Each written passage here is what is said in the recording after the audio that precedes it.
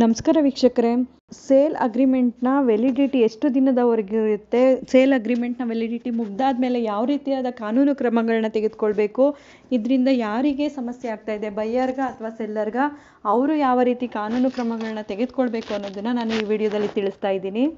ಯಾವುದೇ ಒಂದು ಪ್ರಾಪರ್ಟಿನ ನಾವು ತೆಗೆದುಕೊಳ್ತೀವಿ ಅಂತ ಹೋದಾಗ ಆ ಪ್ರಾಪರ್ಟಿನ ನಾವು ಪರ್ಚೇಸ್ ಮಾಡೋದಕ್ಕಿಂತ ಮುಂಚೆ ಏನು ಮಾಡ್ತೀವಿ, ಒಂದು ಸೇಲ್ ಅಗ್ರಿಮೆಂಟನ್ನು ಹಾಕೋತೀವಿ. ಸೇಲ್ ಡೀಡ್ ಮಾಡೋದಕ್ಕಿಂತ ಮುಂಚೆ ಸೇಲ್ ಅಗ್ರಿಮೆಂಟ್ನ ಹಾಕೋತೀವಿ. ಇದು ಕೆಲವೊಂದು ಸಲ ರಿಜಿಸ್ಟರ್ ಮಾಡ್ಕೋತೀವಿ, ಕೆಲವೊಂದು ಸಲ ಅನ್ರಿಜಿಸ್ಟರ್ಡ್ ಸೇಲ್ ಅಗ್ರಿಮೆಂಟ್ ಕೂಡ ಮಾಡ್ಕೋತೀವಿ. ರಿಜಿಸ್ಟರ್ ಸೇಲ್ ಅಗ್ರಿಮೆಂಟ್ ಯಾಕೆ ಮಾಡ್ಕೋಬೇಕು, ಅನ್ರಿಜಿಸ್ಟರ್ ಆದರೆ ಏನೆಲ್ಲ ಸಮಸ್ಯೆಗಳಿದೆ ಅನ್ನೋದನ್ನು ಮತ್ತೊಂದು ವಿಡಿಯೋದಲ್ಲಿ ತಿಳಿಸ್ತೀನಿ. ಈ ವಿಡಿಯೋಗೆ ಹೆಚ್ಚಿನ ಲೈಕ್ ಬಂದಂಥ ಸಂದರ್ಭದಲ್ಲಿ ನಾನು ಅದರ ಬಗ್ಗೆ ಕೂಡ ವಿಡಿಯೋವನ್ನು ಮಾಡ್ತೀನಿ. ಯಾವುದೇ ಒಂದು ಸೇಲ್ ಅಗ್ರಿಮೆಂಟ್ನ ನಾವು ಮಾಡ್ಕೋಬೇಕಾದಾಗ ಮೊದಲನೇದಾಗಿ ನಾವು ನೋಡಬೇಕಾದಂಥದ್ದು, ಒಂದು ಸೇಲ್ ಅಗ್ರಿಮೆಂಟಲ್ಲಿ ಸಾಮಾನ್ಯವಾಗಿ ಬೈಯರ್ ಮತ್ತು ಸೆಲ್ಲರ್ ಇರ್ತಾರೆ. ಬೈಯರನ್ನು ಸಂಪೂರ್ಣ ಮಾಹಿತಿ ಹಾಗೂ ಸೆಲ್ಲರ್ನ ಸಂಪೂರ್ಣ ಮಾಹಿತಿ ಎರಡನ್ನೂ ಕೂಡ ಒಂದು ಸೇಲ್ ಅಗ್ರಿಮೆಂಟಲ್ಲಿ ತೋರಿಸ್ಬೇಕಾಗುತ್ತೆ. ಅದಕ್ಕೂ ಮೊದಲಾಗಿ ಯಾರು ಸೆಲ್ಲರ್ ಇರ್ತಾರೆ ಅವರು ಟೈಟಲ್ ಡೀಡನ್ನು ಅಂದರೆ ಕ್ಲಿಯರ್ ಟೈಟಲ್ ಡೀಡನ್ನು ಹೊಂದಿದ್ದಾರೆ ಅನ್ನೋದನ್ನು ತಿಳ್ಕೊಬೇಕು. ಅವರು ಪ್ರಾಪರ್ಟಿಯ ಸಂಪೂರ್ಣ ಹಕ್ಕುದಾರರ, ಸೇಲ್ ಮಾಡಲಿಕ್ಕೆ ಅವರಿಗೆ ಸಂಪೂರ್ಣ ಹಕ್ಕಿದೆಯಾ ಅನ್ನೋದನ್ನು ತಿಳ್ಕೊಬೇಕಾಗುತ್ತೆ. ಅದನಂತರನೇ ನೀವು ಅಗ್ರಿಮೆಂಟಿಗೆ ಹೋಗಬೇಕಾಗುತ್ತೆ. ಮುಂದೆ ಬರುವಂಥ ಹಕ್ಕಿನ ಮೇಲೆ ಯಾವುದೊಂದು ಪ್ರಾಪರ್ಟಿನ ಮಾರ್ತಾ ಇದ್ದಾರೋ ಅಥವಾ ಪ್ರೆಸೆಂಟ್ ಅವರು ಮಾಲೀಕರಾಗಿದ್ದಾರೆ ಅನ್ನೋದನ್ನು ತಿಳ್ಕೊಂಡು ನೀವು ಮುಂದುವರಿರಿ. ಪ್ರಾಪರ್ಟಿ ಡೀಟೇಲ್ಸನ್ನು ಕೊಡಬೇಕಾಗುತ್ತೆ. ಅಂದರೆ ಆ ಒಂದು ಪ್ರಾಪರ್ಟಿ ಅವರಿಗೆ ಯಾವ ಮೂಲದಿಂದ ಬಂದಿದೆ, ಪಿತ್ರಾರ್ಜಿತನ, ಸ್ವಯಾರ್ಜಿತನ, ಆ ಫ್ಲೋ ಆಫ್ ಡಾಕ್ಯುಮೆಂಟ್ಸ್ ಏನಿರುತ್ತೆ ಅದನ್ನೆಲ್ಲ ಕೂಡ ನೋಡಬೇಕಾಗುತ್ತೆ. ಮದರ್ ಡೀಡಿಂದ ಹಿಡಿದು ಪ್ರೆಸೆಂಟ್ ಅವರೇ ಓನರ್ ಅನ್ನೋದಕ್ಕೆ ಯಾವ ಒಂದು ದಾಖಲೆ ಇರುತ್ತೆ, ಸೇಲ್ ಡೀಡ್ ಆಗಿರ್ಬೋದು, ವಿಲ್ ಆಗಿರ್ಬೋದು, ಗಿಫ್ಟ್ ಡೀಡ್ ಆಗಿರ್ಬೋದು, ಅದನ್ನು ಕೂಡ ನೋಡಬೇಕಾಗುತ್ತೆ. ಅಲ್ಲಿಯವರೆಗೂ ಕೂಡ ನೋಡಬೇಕಾಗುತ್ತೆ. ಅದೇ ರೀತಿಯ ಒಂದು ಪ್ರಾಪರ್ಟಿಯ ಚಕ್ಕುಬಂದಿಗಳಾಗಿರ್ಬೋದು, ವಿಸ್ತೀರ್ಣ ಆಗಿರ್ಬೋದು, ಪ್ರತಿಯೊಂದು ಸಂಪೂರ್ಣ ಮಾಹಿತಿಯನ್ನು ಕೂಡ ಒಂದು ಅಗ್ರಿಮೆಂಟಲ್ಲಿ ತೋರಿಸ್ಬೇಕಾಗುತ್ತೆ. ಆ ಸ್ವತ್ತಿನ ಗುರುತಿಸುವಿಕೆ ಯಾವುದೇ ಕಾರಣಕ್ಕೂ ಗೊಂದಲದಲ್ಲಿ ಇರಬಾರ್ದು.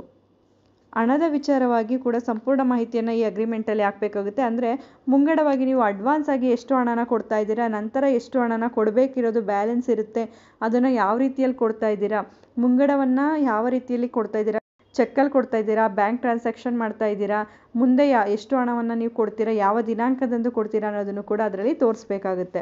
ಪ್ರತಿಯೊಂದಕ್ಕೂ ಮುಂಚಿತವಾಗಿ ನೀವು ಯಾವುದೇ ಒಂದು ಅಮೌಂಟನ್ನು ಈ ಅಗ್ರಿಮೆಂಟ್ ಮಾಡ್ಕೊಳ್ಳೋದಕ್ಕೆ ಕೊಡೋದಕ್ಕಿಂತ ಮುಂಚೆ ಲೀಗಲ್ ಒಪಿನಿಯನ್ನ ತೆಗೆದುಕೊಳ್ಳೋದು ಮರಿಬೇಡಿ. ಒಂದು ಟೋಕನ್ ಅಡ್ವಾನ್ಸ್ ಅಂತ ಮಾಡಿ ಲೀಗಲ್ ಒಪಿನಿಯನ್ನ ತೆಗೆದುಕೊಂಡು ನಂತರ ನೀವು ಅಗ್ರಿಮೆಂಟ್ಗೆ ಹೋಗೋದು ತುಂಬಾ ಮುಖ್ಯ ಆಗುತ್ತೆ. ಈ ಒಂದು ಅಗ್ರಿಮೆಂಟ್ಗಳಲ್ಲಿ ಯಾವುದೇ ಒಂದು ತೊಂದರೆಗಳು ಬಂದರೂ ಕೂಡ ಓನರ್ ಪರಿಹಾರ ಮಾಡಿಕೊಡ್ಬೇಕು ಅಂತ ಹೇಳಿ ಅದರಲ್ಲಿ ತೋರಿಸೋದು ಬಹಳ ಮುಖ್ಯ ಆಗುತ್ತೆ. ಅಷ್ಟೇ ಅಲ್ಲದೆ ಬೈಯರ್ ಮತ್ತು ಸೆಲ್ಲರ್ ಏನಿರ್ತಾರೆ ಇವರು ಯಾವುದೇ ಒಂದು ಕಾರಣದಲ್ಲಾದರೂ ಒಂದು ತೆಗೆದುಕೊಳ್ಳೋದ್ರಲ್ಲಾಗಿರ್ಬೋದು, ಮಾರಾಟ ಮಾಡೋದ್ರಲ್ಲಾಗಿರ್ಬೋದು ಸೋತಾಗ ಏನು ಮಾಡಬೇಕು, ಬೈಯರ್ ಆಗಿರಲಿ ಸೆಲ್ಲರ್ ಆಗಿರಲಿ ಅವರು ತಮ್ಮ ಕರ್ತವ್ಯ ನಿರ್ವಹಿಸ್ತಾ ಇದ್ದಾಗ ಯಾವ ರೀತಿ ಕ್ರಮಗಳನ್ನ ತೆಗೆದುಕೋಬೋದು ಅನ್ನೋದನ್ನು ಈ ಒಂದು ಅಗ್ರಿಮೆಂಟಲ್ಲಿ ತೋರಿಸೋದ್ರಿಂದ ಮುಂದೆ ಯಾವುದೇ ರೀತಿ ಸಮಸ್ಯೆಗಳು ಬರೋದಿಲ್ಲ. ಅದನ್ನು ನೀವು ಈಸಿಯಾಗಿ ಸಾಲ್ವ್ ಮಾಡ್ಕೋಬೋದಾಗಿರುತ್ತೆ. ಈ ಒಂದು ಅಗ್ರಿಮೆಂಟ್ಗಳಿಗೆ ಸಾಮಾನ್ಯವಾಗಿ ಟೈಮ್ ಪೀರಿಯಡ್ ಇರುತ್ತೆ. ಈ ಒಂದು ಅಗ್ರಿಮೆಂಟ್ನ ಸೇಲ್ ಡೀಡ್ಗಿಂತ ಮುಂಚೆ ಇಷ್ಟು ತಿಂಗಳವರೆಗೆ ಅಂತ ಮಾಡಲಾಗಿರುತ್ತೆ. 2 ತಿಂಗಳು, 3 ತಿಂಗಳು, 6 ತಿಂಗಳು ಈ ರೀತಿಯಾಗಿ ಒಂದು ಪರಸ್ಪರ ಒಪ್ಪಂದದ ಮೂಲಕ ಒಂದು ಅಗ್ರಿಮೆಂಟನ್ನು ಮಾಡ್ಕೊಂಡಿರ್ತಾರೆ. ಸಾಮಾನ್ಯವಾಗಿ ಇದು ಕಾನೂನಿನ ವ್ಯಾಲಿಡಿಟಿ ಬಂದು 3 ಇಯರ್ಸ್ ಇರುತ್ತೆ. 3 ಇಯರ್ಸ್ವರೆಗೂ ಒಂದು ಸೇಲ್ ಅಗ್ರಿಮೆಂಟಿಗೆ ಒಂದು ವ್ಯಾಲಿಡಿಟಿ ಇರುತ್ತೆ ಕಾನೂನು ಹೋರಾಟ ಮಾಡಲಿಕ್ಕೆ. ಈ ಒಂದು ಅಗ್ರಿಮೆಂಟಲ್ಲಿ ತಿಳಿಸಿರುವಂಥ ದಿನಾಂಕದ ನಂತರ ಅವರು ಈ ಸೇಲ್ ಡೀಡನ್ನು ಮಾಡಿಕೊಳ್ಳಿಲ್ಲ ಅಂದರೆ, ಅಥವಾ ಓನರ್ ಆಗಿರೋವಂಥವ್ರು ಸೇಲ್ ಡೀಡನ್ನು ಮಾಡಿಕೊಡದೆ ಹೋದರೆ, ಅಥವಾ ಪರ್ಚೇಸರ್ ಆಗಿರೋವಂಥವ್ರು ಸೇಲ್ ಡೀಡ್ಗೆ ಬರದೇ ಹೋದಂಥ ಸಂದರ್ಭದಲ್ಲಿ ಆ ಒಂದು ಸಮಯಾವಕಾಶ ನೀವೇನು ಅಗ್ರಿಮೆಂಟಲ್ಲಿ ತೋರಿಸಿರ್ತೀರ ಅದು ಕಳೆದ ನಂತರ ಒಂದು ನೋಟಿಸನ್ನು ಕೊಡಬೇಕಾಗುತ್ತೆ. ಅವರಿಗೆ ಒಂದು ಲೀಗಲ್ ನೋಟಿಸನ್ನು ಕೊಡಿ, ಈ ರೀತಿಯಾಗಿ ಅಗ್ರಿಮೆಂಟ್ ಆಗಿದೆ, ಇದರ ಪ್ರಕಾರ ನೀವು ಸೇಲ್ ಡೀಡನ್ನು ಮಾಡಿಕೊಡಿ ಅಂತೇಳಿ ಕೇಳ್ಕೋಬೇಕಾಗುತ್ತೆ. ಅದಕ್ಕೂ ಕೂಡ ಅವರು ರೆಸ್ಪಾನ್ಸ್ ಮಾಡದೇ ಇದ್ದಾಗ ನೀವು ಸ್ಪೆಸಿಫಿಕ್ ಪರ್ಫಾರ್ಮೆನ್ಸ್ ಆ್ಯಕ್ಟ್ನ ಕೆಳಗಡೆ ಕೇಸನ್ನು ದಾಖಲು ಮಾಡಬೇಕಾಗುತ್ತೆ.